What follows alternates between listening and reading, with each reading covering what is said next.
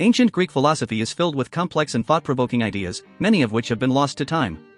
One such philosopher, Anaximander, left behind only a few fragments of his work, but from these fragments, we can gather some insight into his beliefs about the nature of existence.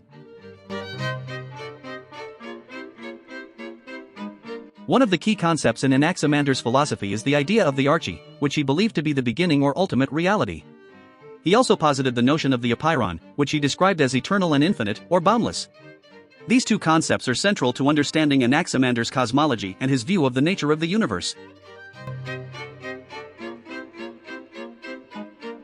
The arche, according to Anaximander, is eternal and infinite, and it is the source from which everything in the universe is derived. It is not subject to old age or decay, and it perpetually yields fresh materials from which everything we can perceive is derived. This idea of an eternal and infinite source from which all things spring is a profound and radical departure from the mythological and religious views of the time, and it laid the foundation for later developments in Greek philosophy. The concept of the Apeiron is closely related to the arche, but it represents a slightly different aspect of Anaximander's cosmology.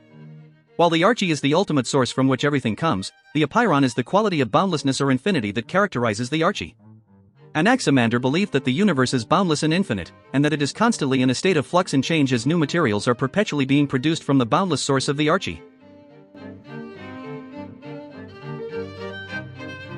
One way to understand the relationship between the arche and the Apeiron is to think of the arche as the ultimate source or origin of all things, and the Apeiron as the quality of boundlessness or infinity that characterizes the arche.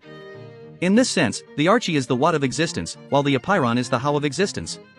The arche is the eternal and infinite source from which everything comes, and the Apeiron is the boundless and infinite quality that characterizes the arche.